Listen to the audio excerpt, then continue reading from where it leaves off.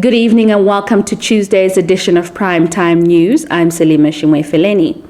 Leading the bulletin tonight, the Namibian College of Open Learning, NAMCOL, has revisited its enrollment strategy to accommodate increasing requests to placement in the old grade 12 curriculum, which is being offered for the last time in 2021. NAMCOL Director Harold Morangi, at a media conference on Monday, said they had a shortage of grade 12 learning materials within 4 days of the enrollment process having kicked off. Morangi, however, stated that registration will continue despite the shortage of printed materials. NAMCOL will this year be offering the old grade 12 curriculum alongside the new grade 11 curriculum in order to accommodate learners who want to do the old grade 12 curriculum before it is phased out.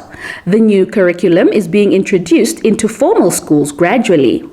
Residents of Dordabus want government to acquire farms adjacent to Dordabus to make agricultural land available to indigenous communities in Dordabus and surrounding areas.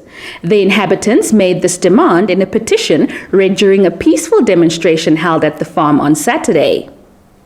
Disgruntled landless inhabitants of the Dordabus settlement, situated some 90 kilometers out of Windhoek, gathered chanting, "We are landless," and holding posters reflecting their frustrations and demands. In their petition, addressed to Minister of Agriculture, Water and Land Reform, Kalesh Ledven, read by Community Chairperson Albertus Roy, the residents detailed more demands including the renewal of the contract between the Kraft family and the Evangelical Lutheran Church in Namibia until such a time that a lasting solution around the land ownership in Dordabus is found. According to the petition, the Kraft family, who is the owner of Farm Dordabus, is refusing to sign the 50-year-old contract due to lapse in April 2021, which would put the education of learners in jeopardy as the only school and hostel at the farm are built on this land.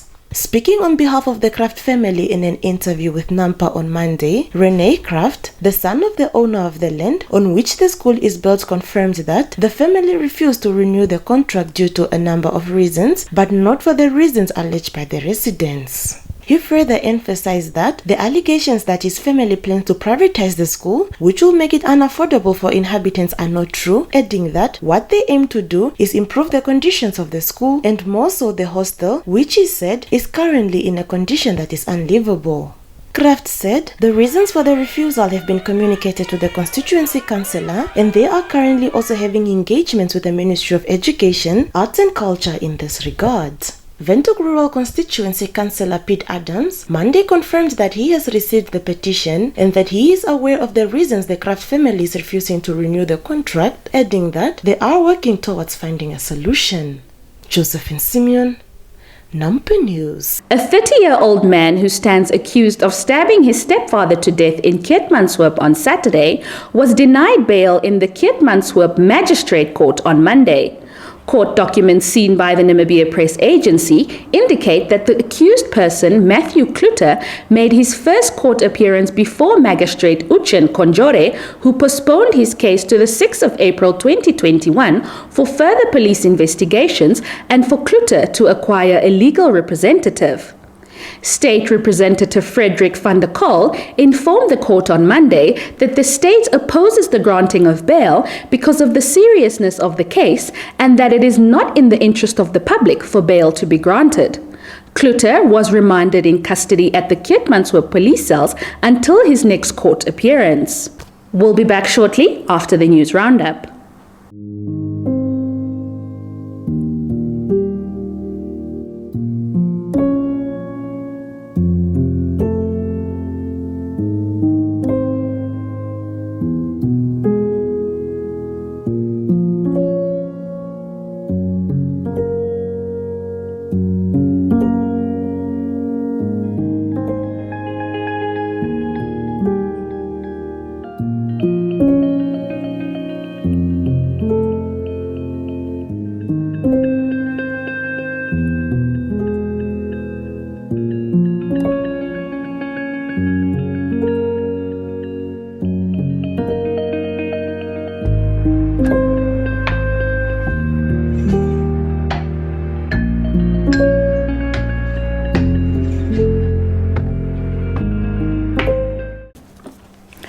Welcome back.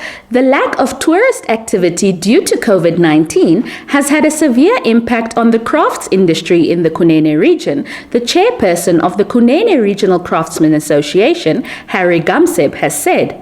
Gamseb, in an interview with the Namibia Press Agency on Monday, said tourist activity is at a virtual standstill despite the borders reopening and people making a living by selling crafts no longer have a source of income. The association has more than 150 registered members.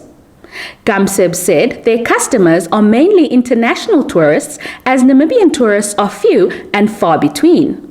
Approached for comment, Ministry of Environment, Forestry and Tourism spokesperson Romeo Muyunda said for 2020, statistics showed a year-on-year drop of over 80% in hotel and other short-stay occupancy rates.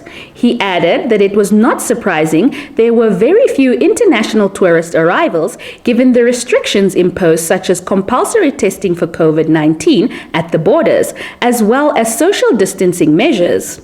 Trade Union Congress of Namibia, TUPNA, President Paulus Hango, said the process in which the Commission for National Minimum Wage was appointed was secretive and lacked transparency, and it should be reversed for the sake of the workers. Hango made these remarks here on Monday at a media briefing while reacting to the appointment of the Commission. Last month, the Ministry of Labour, Industrial Relations and Employment Creation appointed 5 members to serve on the Commission by investigating the national minimum wage in order to improve the living standards of workers and give recommendations to government through the Ministry of Labour. Several attempts to get a comment from the Ministry of Labour proved futile after the ministry promised to respond but never did. We'll return after the economics roundup.